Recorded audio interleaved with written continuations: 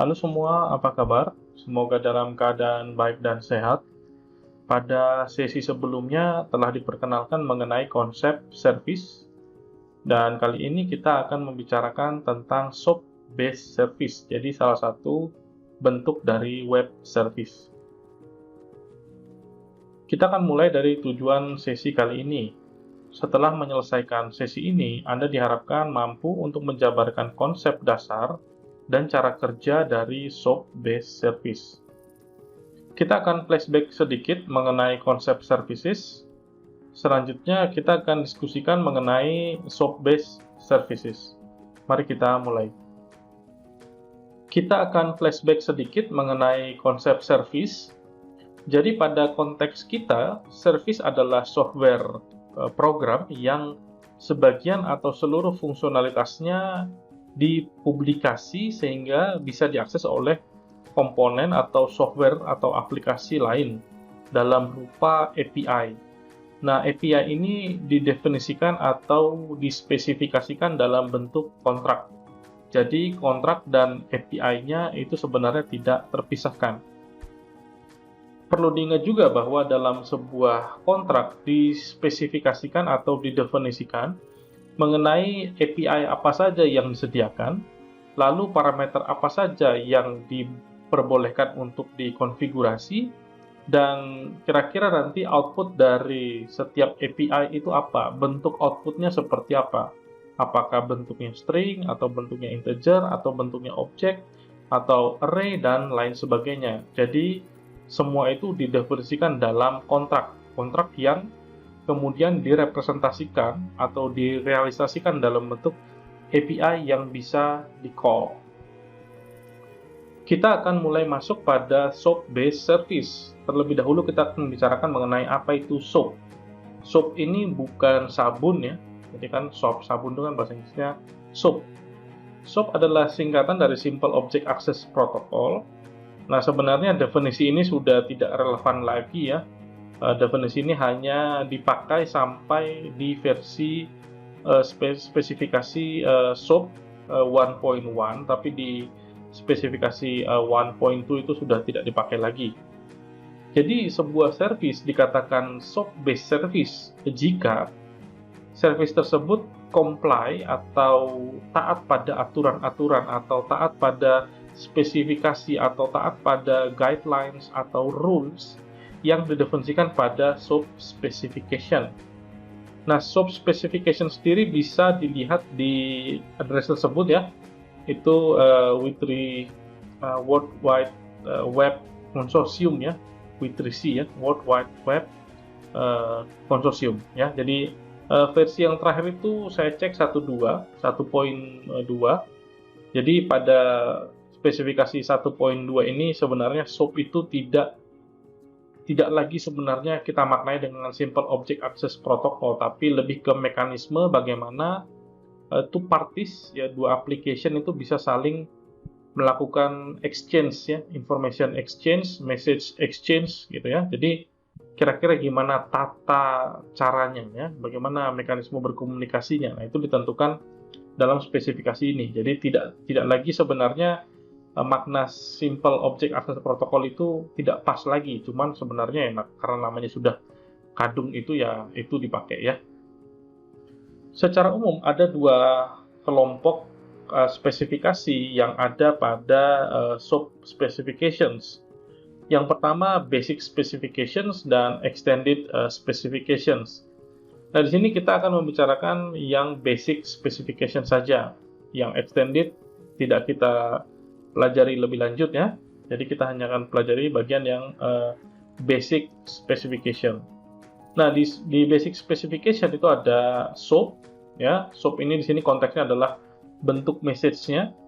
Kemudian ada WESDEL, jadi bacanya WESDEL ya. WESDEL itu adalah kontraknya, bentuk kontraknya.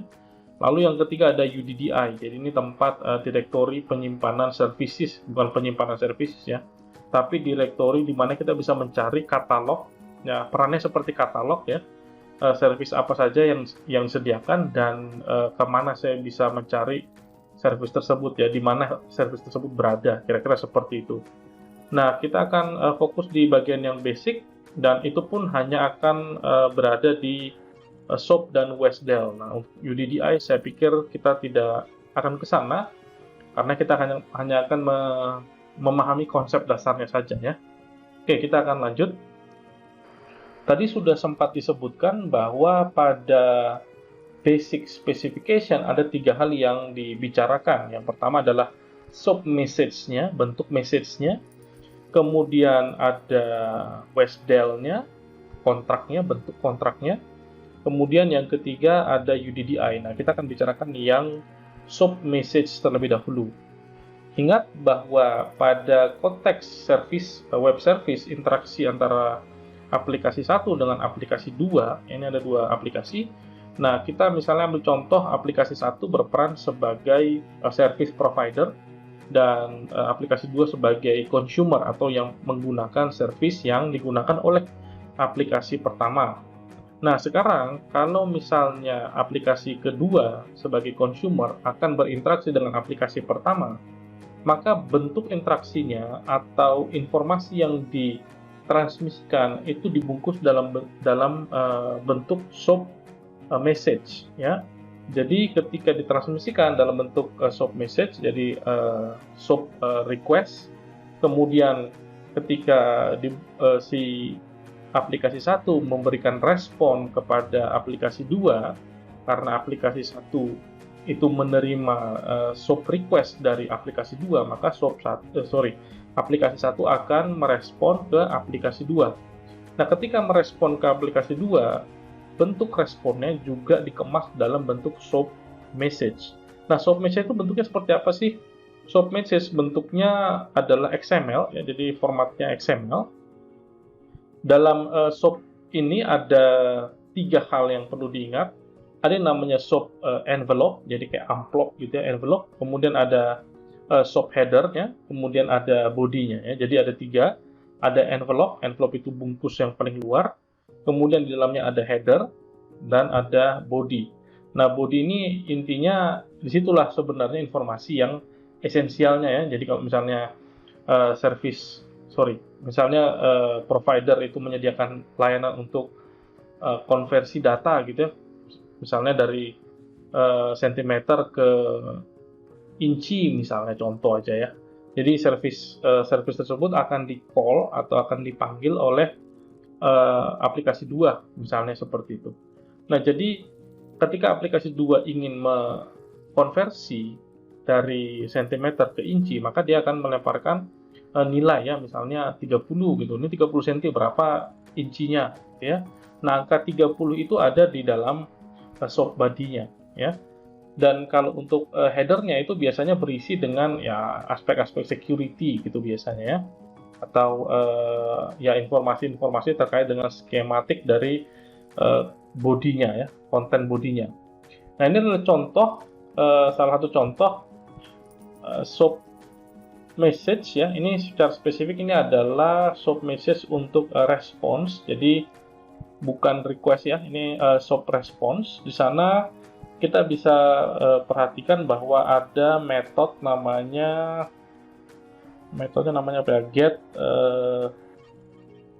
stock ya. Jadi ada get stock price, lalu stock name-nya adalah IBM, lalu stock price-nya 126 ya, ini mungkin dolar ya. Jadi ini contoh SOAP response ya. Jadi ini bagian bodinya, yang ini bagian head-nya, lalu ini ada envelope-nya ya. Ini envelope itu adalah root dari SOAP message ini.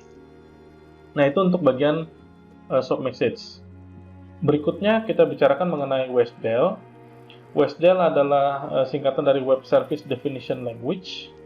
Jadi pada WESDEL didefinisikan service yang bisa dipakai atau service yang bisa diakses gitu ya.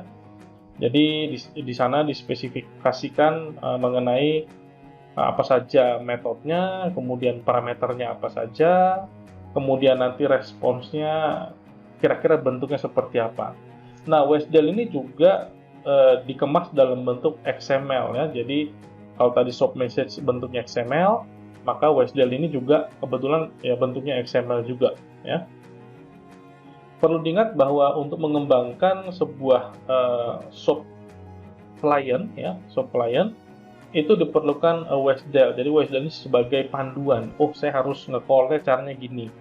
Oh, saya harus ngisi parameternya bentuknya seperti ini. Oh, saya harus nangkap responsnya atau outputnya begini caranya. Yaitu itu semua didefinisikan dalam WSDL, ya. Berikut ini adalah general workflow dari penggunaan web service berbasis SOAP.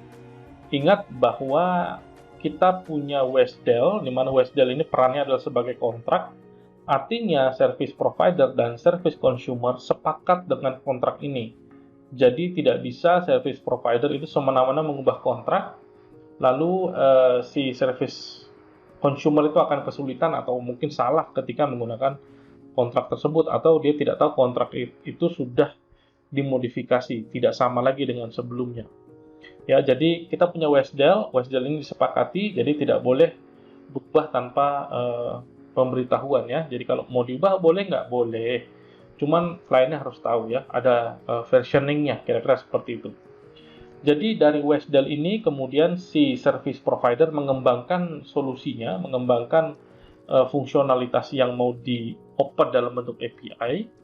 Nah, untuk si klien juga akan membuat sebuah proxy, seperti proxy, ya, atau disebut juga dengan stub, STUB, ya, stub, untuk berperan sebagai seolah-olah yang seperti local implementation dari fungsionalitas tersebut. Padahal sebenarnya proxy tersebut itu nggak ada sebenarnya fungsionalitas di dalamnya, dia hanya berperan sebagai kayak mediator gitu, ya. Jadi aplikasi kita akan berbicara dengan si mediator yang akan berbicara ke provider, lalu provider akan meng-call, ya, akan memanggil actual komponen yang sebenarnya itu yang akan di-share fungsionalitasnya. Jadi dia akan tanya ke komponen tersebut akan merespon, kemudian hasil responnya itu yang akan dikirimkan kembali ke stub, ya, ke klien, ke stub, atau ke proxy, ya, kira-kira seperti itu ide dasarnya, ya, cara kerja dari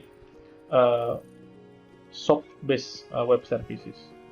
Untuk SOAP-based services sebenarnya sudah jarang ditemui, ya, kecuali pada legacy application atau aplikasi-aplikasi yang sudah lawas, ya. Dan pada aplikasi-aplikasi baru cenderung jarang ditemui, meskipun ya masih ada saja yang menggunakan pendekatan SOAP-based services, ya. Jadi yang lebih banyak sekarang itu menggunakan REST-based services. Nah, ini kita akan bicarakan pada sesi berikutnya. Baik, ini adalah akhir dari sesi kali ini. Semoga bermanfaat dan sampai bertemu pada sesi-sesi pembelajaran berikutnya. Sampai jumpa, ciao.